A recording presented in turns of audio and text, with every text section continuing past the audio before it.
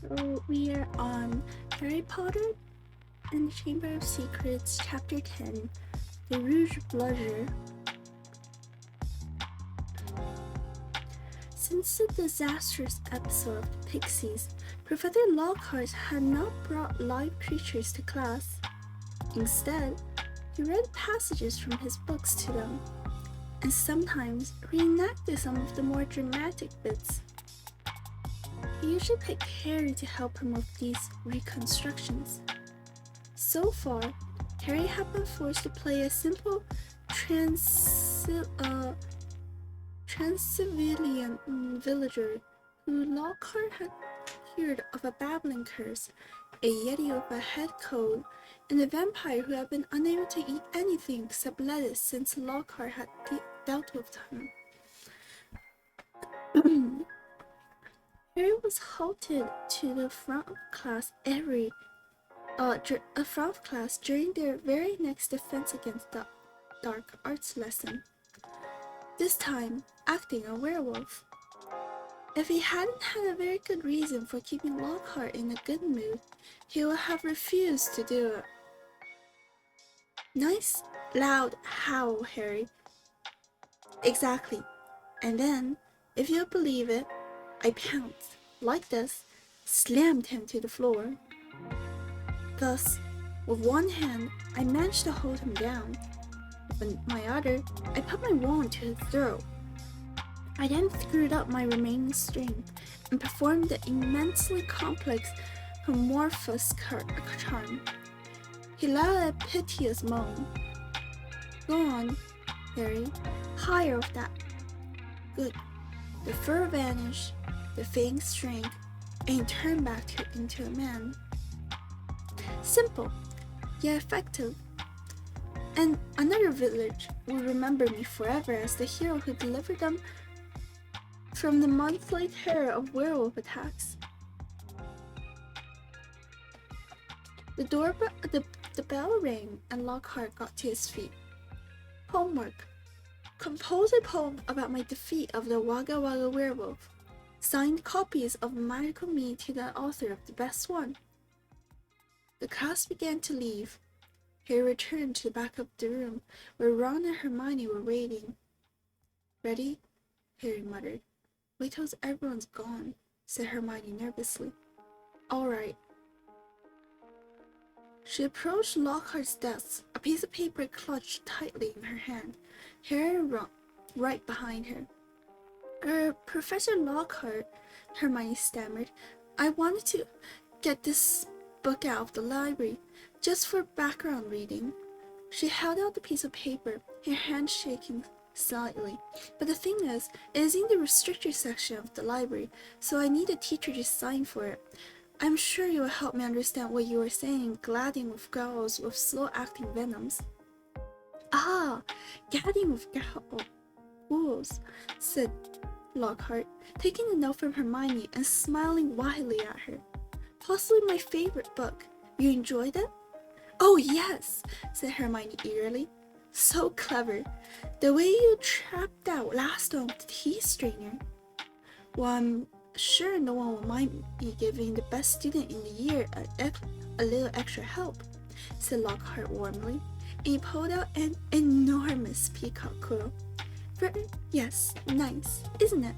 He said, misreading the revolted look on Ron's face. I usually save it for book signings. He scrawled an enormous Lumi signature on the note and handed it back to Hermione. So this teacher isn't like useless after all. Like he's there for like he can sign shit. Like that one teacher where he doesn't teach. He just has fun with every other student in the class. And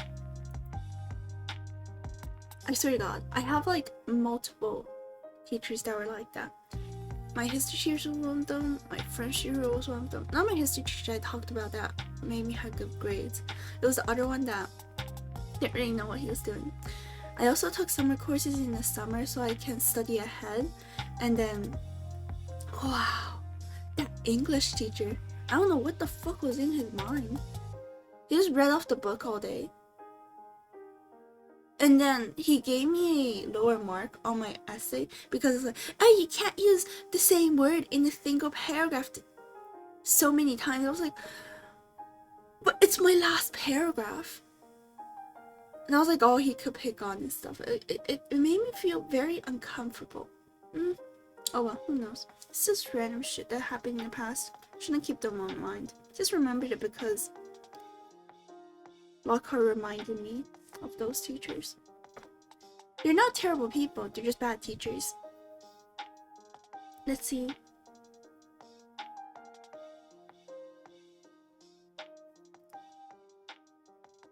So, Harry, said Lockhart, while Hermione folded the note with fumbling fingers and slipped it into her bag. Tomorrow's the first Quidditch match of the season, I believe. Gryffindor against Slytherin, is it not? I heard you are useful in the first Quidditch match of the season. Oh, wait, no. I heard you are a useful player. I was a seeker too. I was asked to try for the national squad, but preferred to dedicate my life to eradication of the dark forces. Still, if you ever feel the need for a little private training, don't hesitate to ask. Always happy to pass on my expertise to less able players.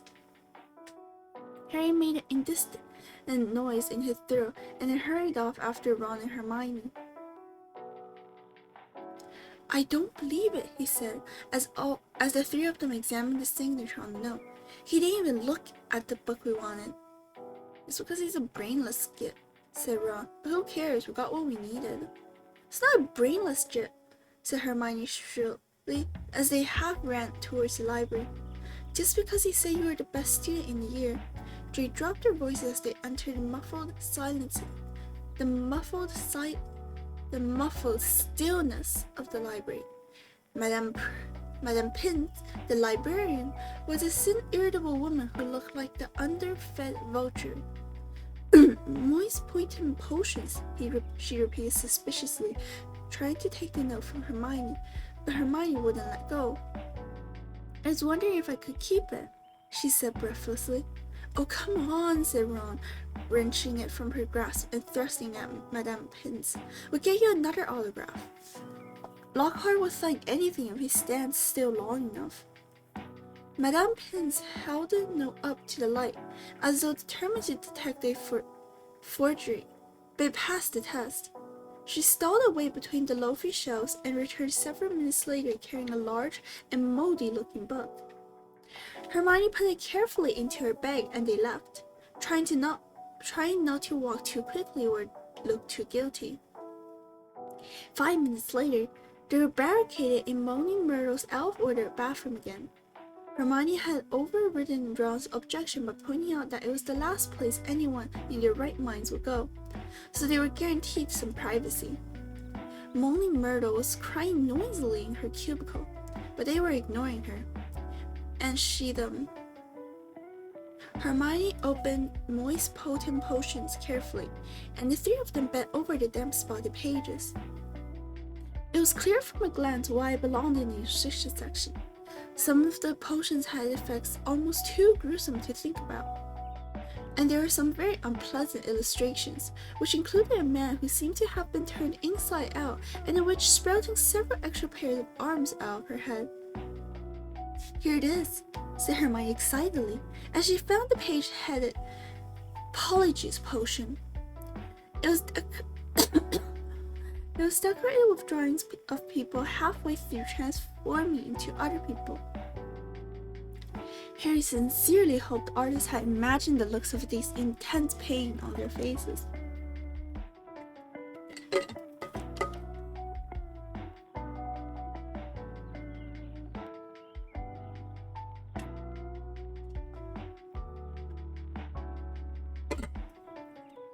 This is the most complicated potion I've ever seen, said Hermione as he scanned the recipe. Lace-winged flies, leeches, blueberries, and knotgrass, she murmured, running her finger down the list of ingredients. Well, they're easy enough. They're in the student's store cupboard. We can help ourselves. Oh, look, powdered horn of a bicorn. Don't know where I'm going to get that. Shredded skin of a boomslang. That'll be tricky too. And of course, a bit of whoever we want to change into. Excuse me?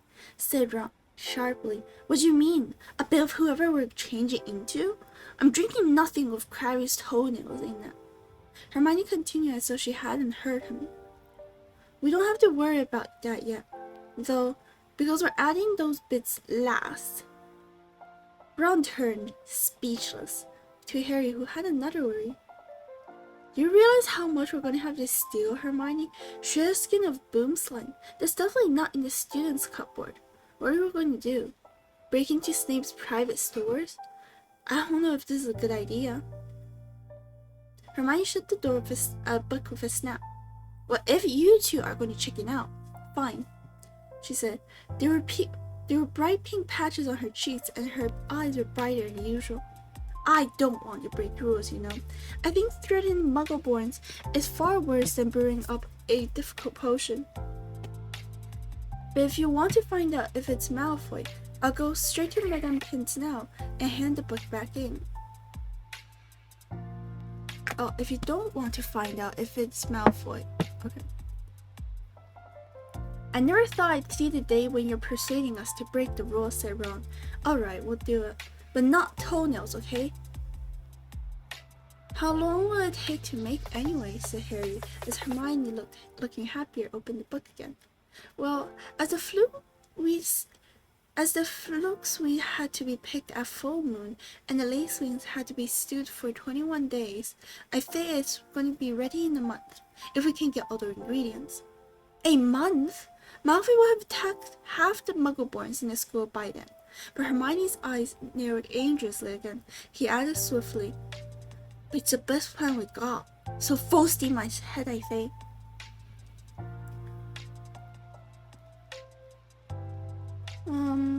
However, while Hermione was checking that the coast was clear for them to leave the bathroom, Ron muttered to Harry, it'll be a lot less hassle if you can just knock Malfoy off his broom tomorrow.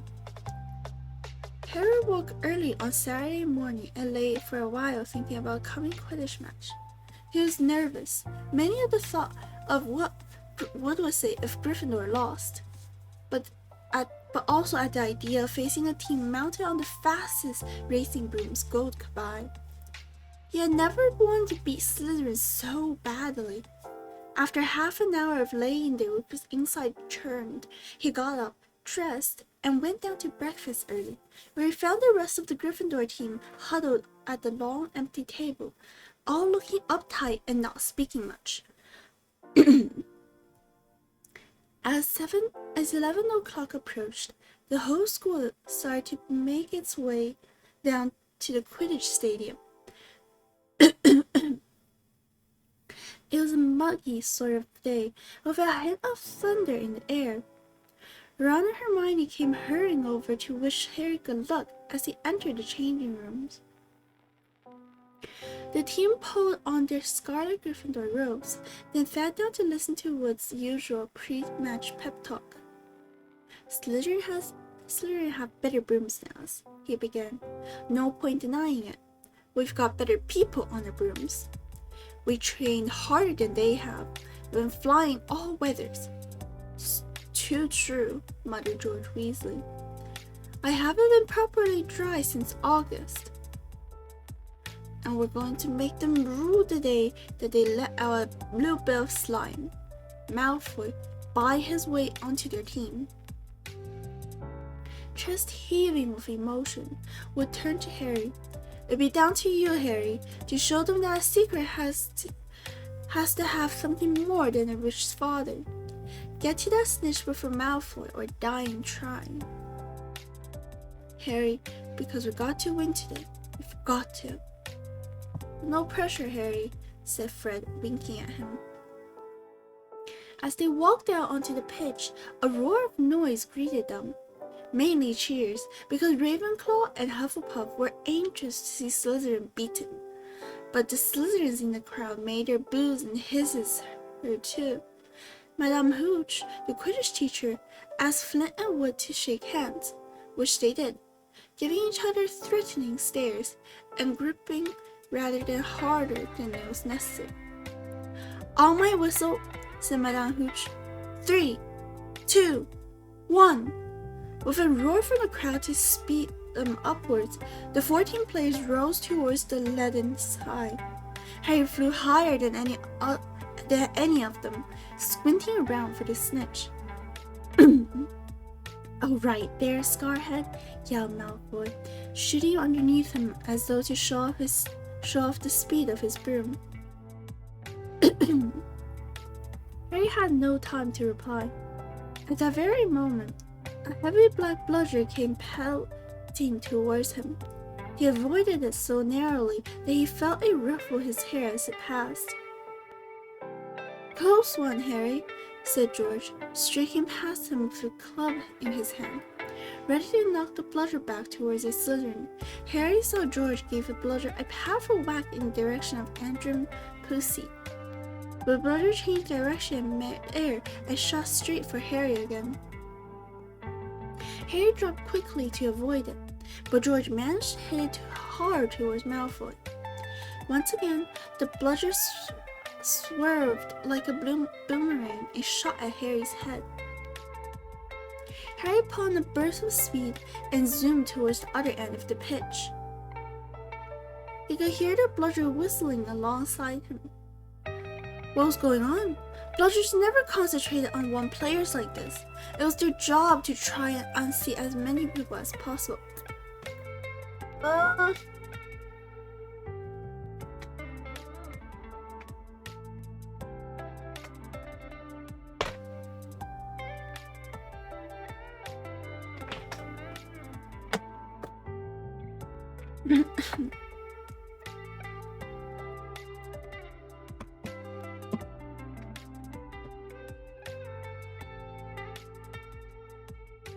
Fred Weasley was waiting for the bludger at the other end.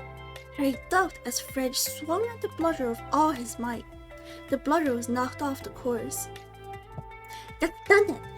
Fred yelled happily, but he was wrong. As though it was magnetically attracted towards Harry. I said Catford.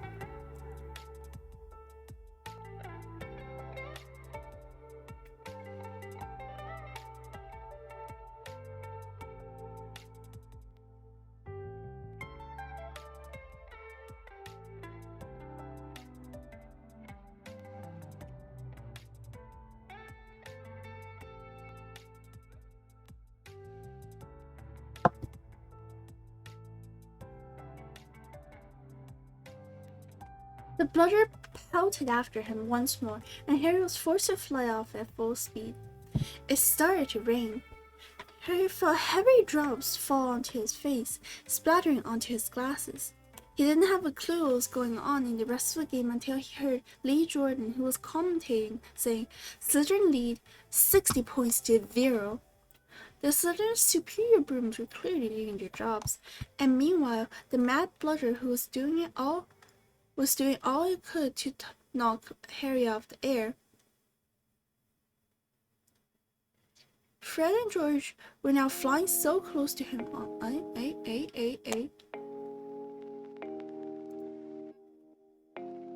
Why did I just lose connection?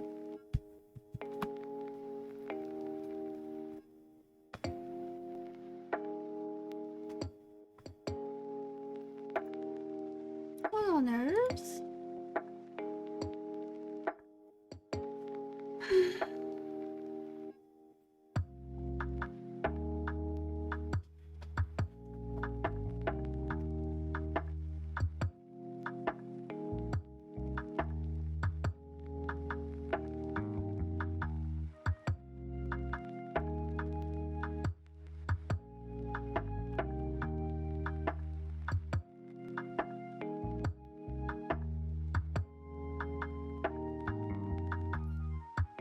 Fred and George were flying so close to him on either side that Harry could see nothing at all except their flailing arms and had no chance to look for the snitch, let alone catch it.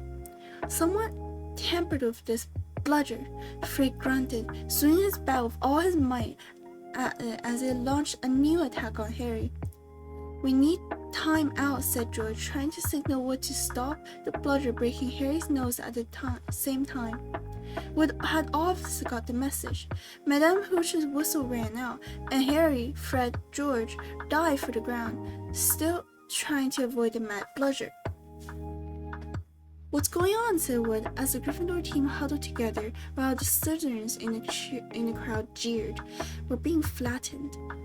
"Fred, George, where were you when that bludger stopped Angelina scoring?" "We were 2 feet above her, stopping the other bludger murdering Harry, Oliver," said George angrily. "Someone's fixed it. It wouldn't leave Harry alone. It hasn't gone for anyone else all game. The Slytherins must have done something to it."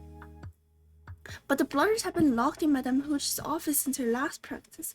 There was nothing wrong with them then," said Wood anxiously.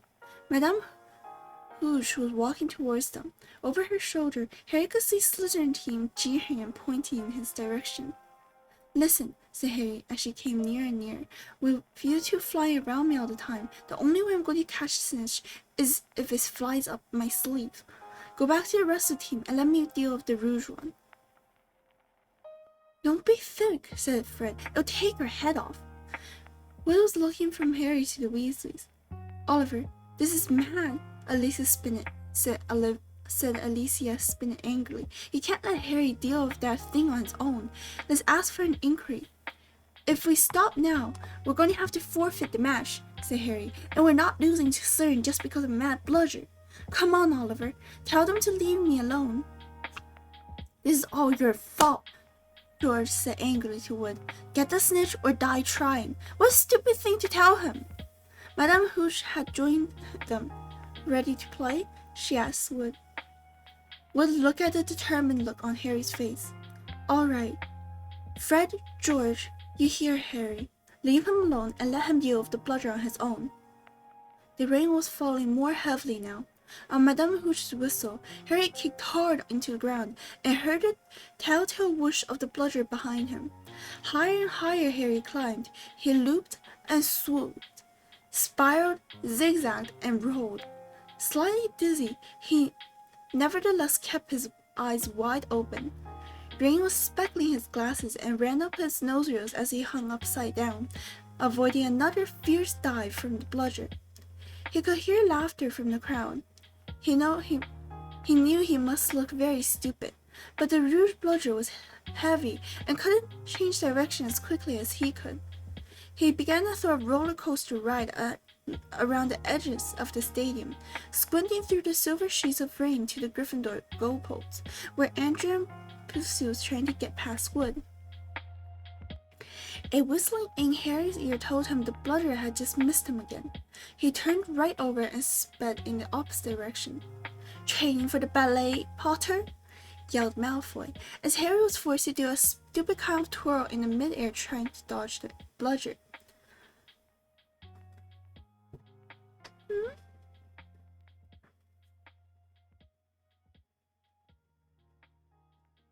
没有呀，欢迎蓝童子写老师。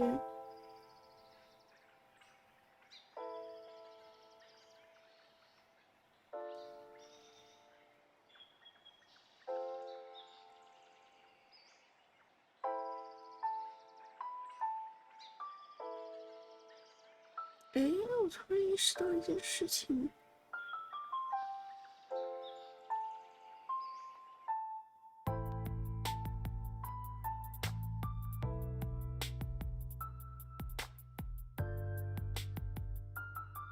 OK， 这样就对了。我得把这个得调整一下。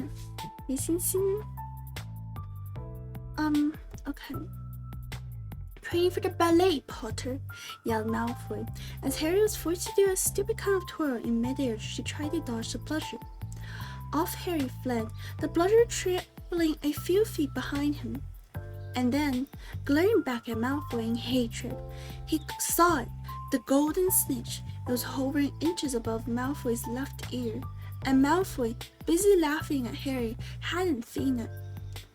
For an agonizing moment, Harry hung in mid-air, not daring to speak towards Malfoy in case he looked up and saw the snitch. Wham! He had stayed still too long. The bludger had hit him at last, smashed into his elbow, and Harry felt his arm break. Dimly dazed by this searing pain in his arm, he stood sideways on his rain-drenched broom, one knee still crooked over it, his right arm dangling useless at his side. The bludger had pulled him back for a second attack, this time aiming at his face. Harry swerved out of the way. One idea firmly lodged in his nimble brain: get to Malfoy. Through a haze of rain and pain, he dived for the shimmering, sneering face below him and saw his eyes widen with fear. Malfoy thought Harry was attacking him. What the? He gasped, careering out of Harry's way. Harry took his remaining hand off his broom and made a wild snatch.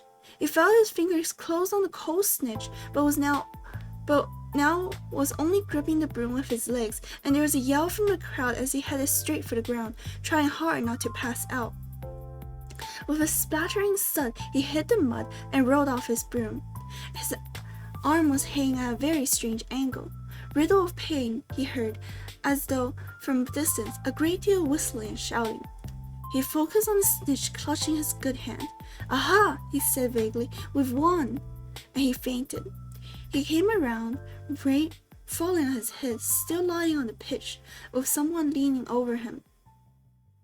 He saw a glitter of teeth. "Oh no, not you," he moaned.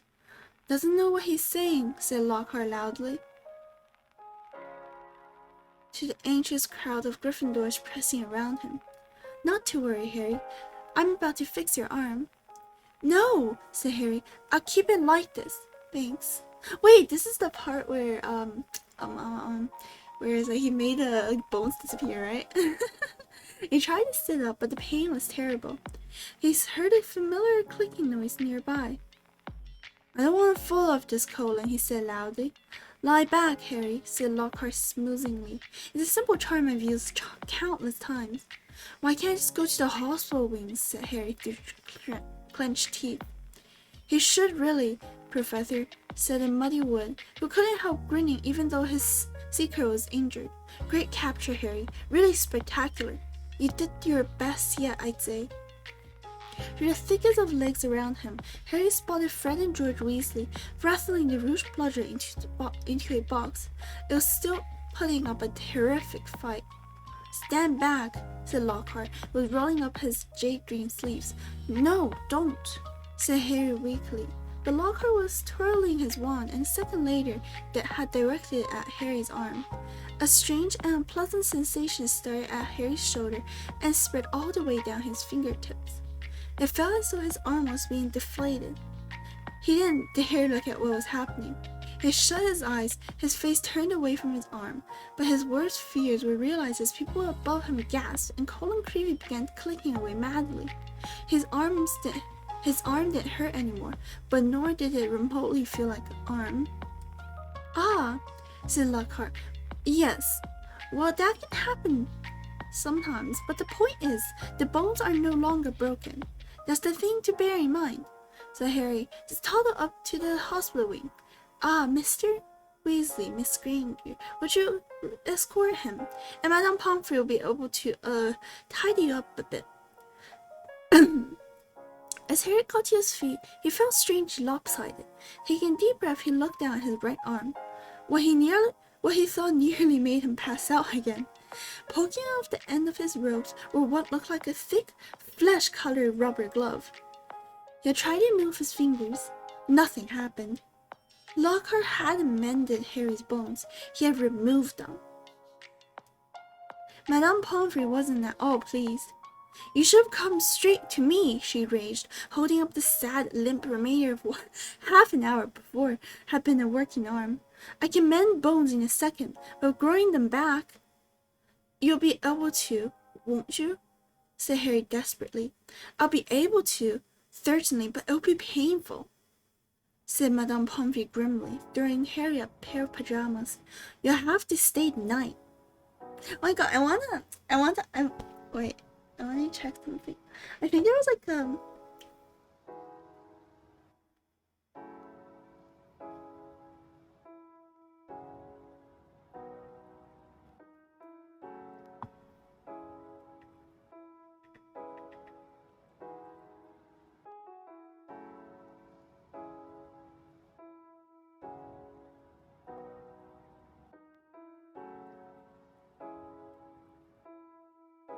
Wait, what?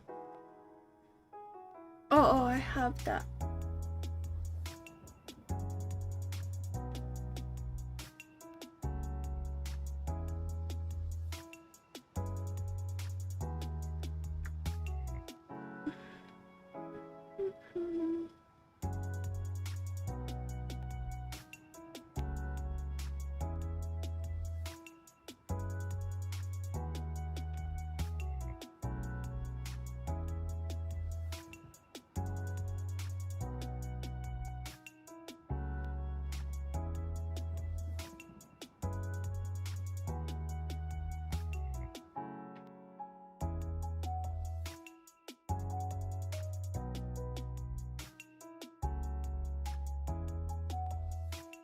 Oh.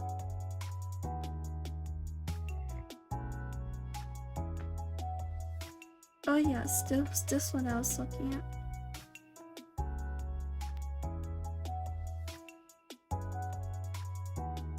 Oh, so this is what Madame Pomfrey looks like.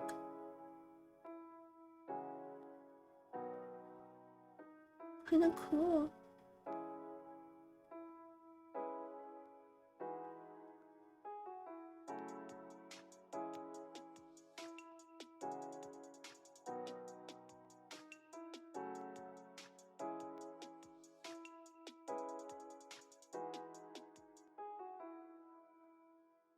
There's a PC version of this? Weesh. Oh shit, I forgot to open the back up.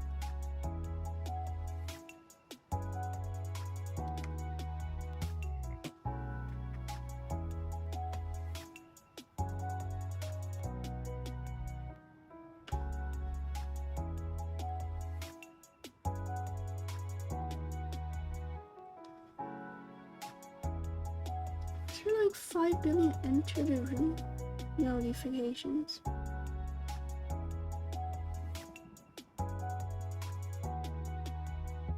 Hermione waited outside the curtains drawn around Harry's bed while Ron helped him in his pajamas. It took a while to stuff the rubbery, boneless arm into his sleeve. How can you stick over Lockhart now, Hermione, eh? Ron called through the curtain as he pulled Harry's limp fingers through the cuff.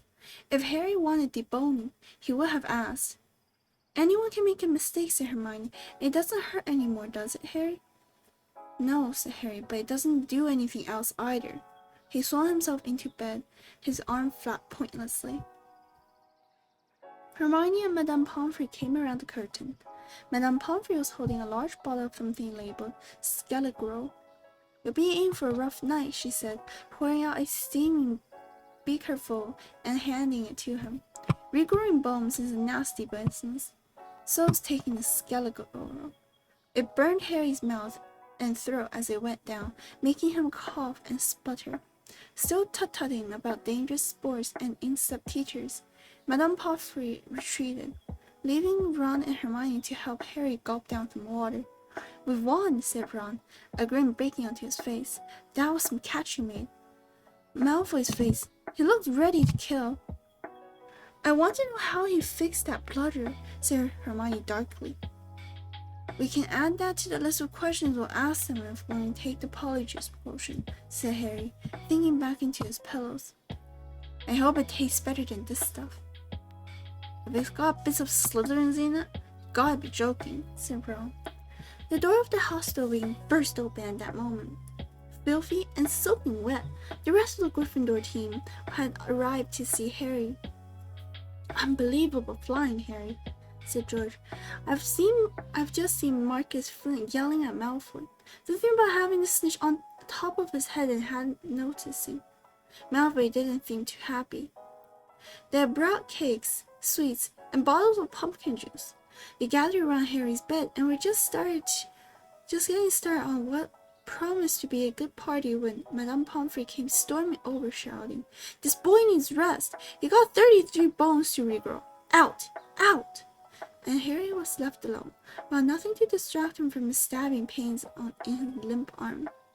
Hours and hours later, Harry woke quite suddenly in the pitch blackness and gave a small yelp of pain. His arm now felt full of large splinters. For a second, He thought that it was what had woken him. Then, with a thrill of horror, he realized that someone was splashing on his forehead in the dark. "Get off!" he said loudly, and then Dobby! The house elf's goggling tennis ball eyes were peering at Harry through the darkness. A single tear was running down his long pointed nose. "Harry Potter came back to school," he whispered miserably. Dobby warned Harry Potter. Arthur, why didn't you need to heed Dobby? Why didn't Harry Potter go back home when he missed the train? Harry heaved himself up on his pillows and pushed Dobby's sponge away. "What are you doing here?" he said. "And how did you know I missed the train?" Dobby's lips trembled, and Harry was seized by a sudden suspicion. "It was you," he said slowly. "You've stopped the barrier, letting us through." "Indeed, yes, sir," said Dobby, nodding his head vigorously, ears flapping. Dobby hid and watched for Harry Potter and sealed the gateway, and Dobby had to iron his hands afterwards. He showed Harry 10 long, bandaged fingers. But Dobby didn't care, sir, for he thought Harry Potter was safe, and never did Dobby dream that Harry Potter would get to school another way. He was rocking backwards and forwards, shaking his ugly head. Dobby was shocked when he heard Harry Potter was back at Hogwarts. He let his master's dinner burn. Such a flogging Dobby never had there. Harry slumped back into his pillows. "You nearly got Ron and me expelled," he said fiercely. "You better clear off before my bones come back, Dobby, or I might strangle you." Dobby smiled weakly. "Dobby is used to death threats, sir. Dobby gets them 5 times a day at home." He blew his nose on the corner of the filthy pillowcase he wore, looking so pathetic that Harry felt his anger ebb away in spite of himself. "Why do you wear that thing, Dobby?" he asked curiously. "This, sir?" said Dobby, plucking at the pillowcase. "This is a mark of the house elf's enslavement, sir. Dobby can only be freed if his master presents him with clothes, sir. The family is careful not to pass Dobby even a sock, sir, for then he would be free to leave their house forever." Dobby mopped his bloodshot eyes and said suddenly, "Harry Potter must go home." Dobby thought his bludger would be enough to make. "Your bludger," said Harry, anger rising once more. "What do you mean, your bludger? You made that bludger try and kill me?" "Not kill you, sir. Never kill you," said Dobby, shocked. "Dobby wants to save Harry Potter's life. Better sent home, grievously injured, than to remain here, sir. Dobby only wanted Harry Potter hurt enough to be sent home." "Oh, is that all?" said Harry angrily. "I don't suppose you're going to tell me why you want to send me home in pieces." "Oh, if Harry Potter only knew!" Dobby groaned, more tears dripping down his red pillowcase. "If he knew what he means to us, the lowly, that enslaves us dread of the magical world. Dobby remembers how it was when he who must not be named was at the height of his powers, sir. We house elves were treated like vermin, sir. Of course, Dobby is still treated like that, sir," he admitted, drying his face on the pillowcase. "But mostly, sir, life has improved for my kind since he triumphs over he must not be maimed. Harry survived, and the Dark Lord's powers was broken. There was a new dawn, sir, and Harry Potter shone like a beacon of hope for those of us who thought the dark days would never end, sir. And now, at Hogwarts, horrible things are to happen, and perhaps happening already. And Dobby cannot let Harry Potter stay here now that history is to repeat itself, now that the Chamber of Secrets is open once more."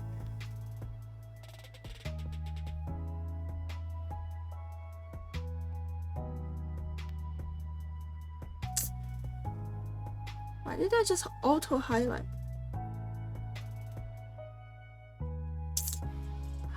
Oh, this lag. Okay. Okay, so this is his redemption story where he really admires, or maybe he's like, instead of Harry Potter himself, he's just like a significantly, like a significant hero that he wants to keep safe. So he holds on to that hope.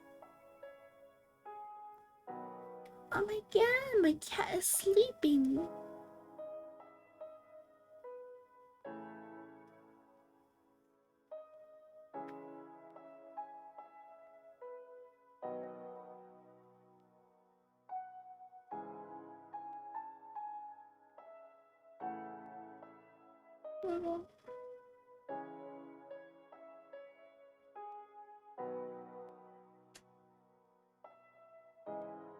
So furry.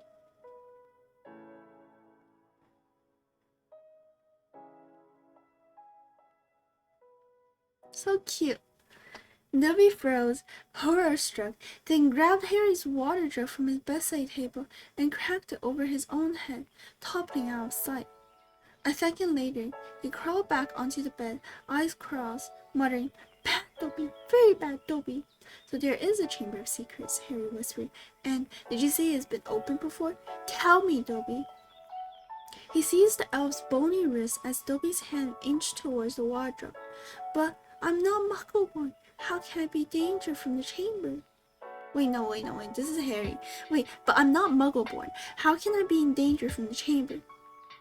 "Arthur, ask no more of poor Dobby," stammered the elf, his eyes huge in the dark. "Dark reefs are planning this place, but Harry Potter must not go in there when they happen. Go home, Harry Potter, go home. Harry Potter must not meddle in this, sir. It's too dangerous." "Who is it, Dobby?" Harry asked, keeping a firm hold on Dobby's wrist to stop him hitting himself with the water jug again. "Who's opened it? Who's opened it last time?" "Dobby can't, sir. Dobby can't. Dobby mustn't tell," squealed the elf. "Go home, Harry Potter, go home." "I'm not going anywhere," said Harry fiercely. "One of my friends is Muggleborn. She'll be first in line if the chamber has really opened." "Harry Potter risked his own life for his friend," moaned Dobby, in a kind of miserable ecstasy. "So noble, so valiant. But he must save himself. He must. Harry Potter must not." Dobby suddenly froze, his bat ears quivering. Harry hurried too, her footsteps coming down the passageway outside. "Dobby must go," breathed the elf, terrified. There was a loud crack, and Harry's fist was suddenly clenched onto the thin air. Oh, this is like the part where it's like, right? And then he can just instantly like vanish.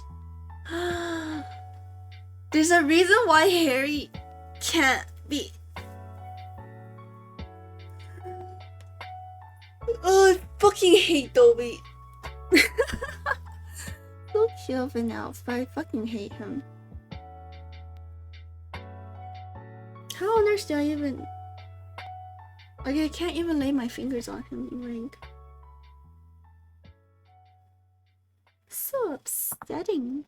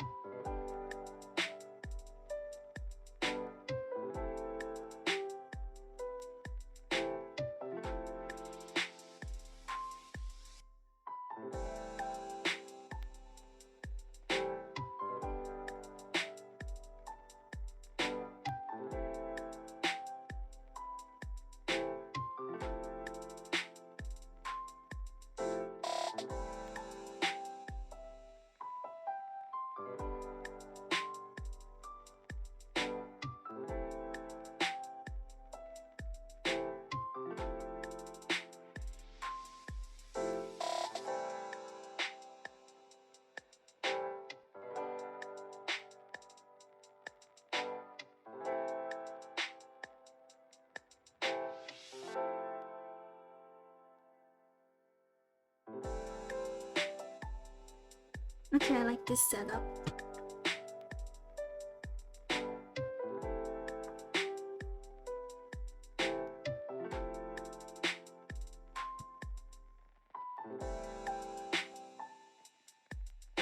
Next moment, Dumbledore was backing to the dormitory, wearing a long woolly dress gown and a nightcap.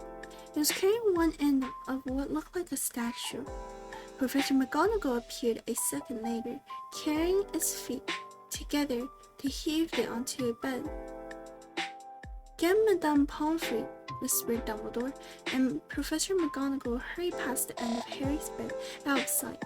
Harry lay quite still, pretending to be asleep.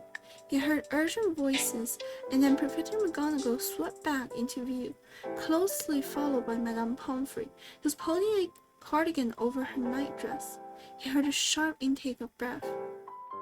"What happened?" Madame Pomfrey whispered to Dumbledore, bending over the statue on the bed. "Another attack," said Dumbledore. "Minerva found him on the stairs."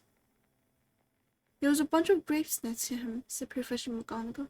"We think he was trying to sneak up here to visit Potter." Harry's stomach gave a horrible lurch. Slowly and carefully, he raised him a few inches so he could look at the statue on the bed. A ray of moonlight lay across his staring face. It was cold and creepy. His eyes were wide open, and his hands were stuck in front of him, holding his camera. "Petrified," whispered Madame Pomfrey. "Yes," said Professor McGonagall, "but I struggle to think. If Albus hadn't been on the way downstairs for hot chocolate, who knows what might have been." The three of them stared down at Colin. Then Dumbledore leaned forward and prized the camera out of Colin's rigid grip. "You don't think he managed to get a picture of his attacker?" said Professor McGonagall eagerly. Dumbledore didn't answer. He prized open the back of the camera. "Good gracious," said Madame Pomfrey. A jet of steam had hissed out of the camera. Harry, lit 3 beds away, caught the acrid smell of burnt plastic. "Melted," said Madame Pomfrey wonderingly. "All melted. What does this mean, Albus?" Professor McGonagall asked urgently. "It means," said Dumbledore, "that the Chamber of Secrets is indeed open again."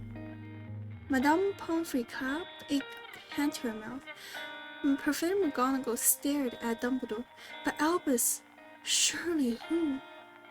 "The question is not who," said Dumbledore, his eyes on Colin. "The question is how." From what Harry could see of Professor McGonagall's shadow face, she didn't understand this any better than he did. Oh, Dueling Club! This is the part where I want to read this. But I want to play Dueling Club myself. I want to see if I can get to Palace 5 today. I just want to read one chapter because I had to deal with school shit before, and then I lost like half an hour of reading.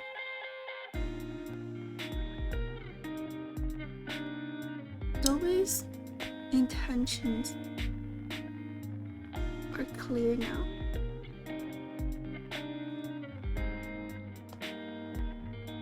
To the audience.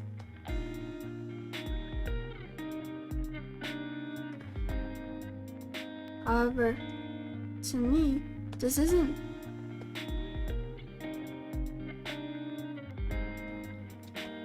enough of a good reason for him to redeem himself. I hate it when people are doing bad doings to in the name of good. It's basically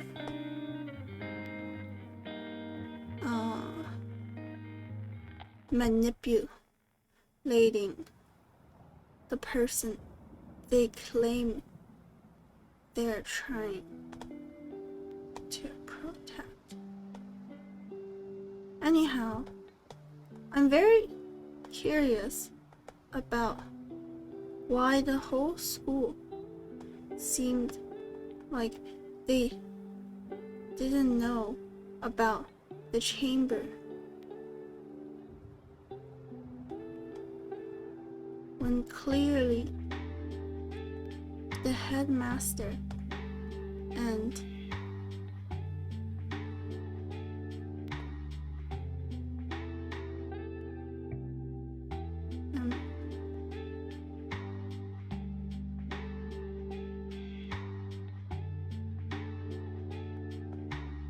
knew.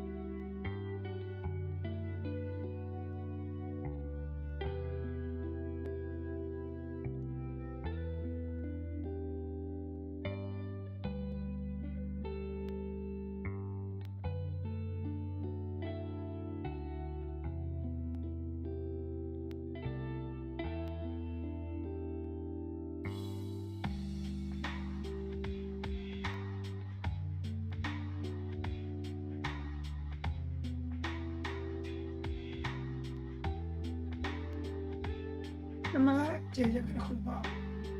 那面包什么时间包没有那个是不是？好呀，谢谢。我拿了个努力下次，好，谢谢。下次下午上课吧，不上课。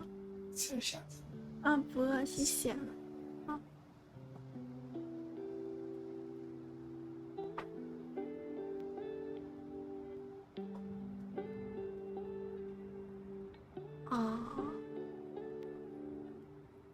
哦。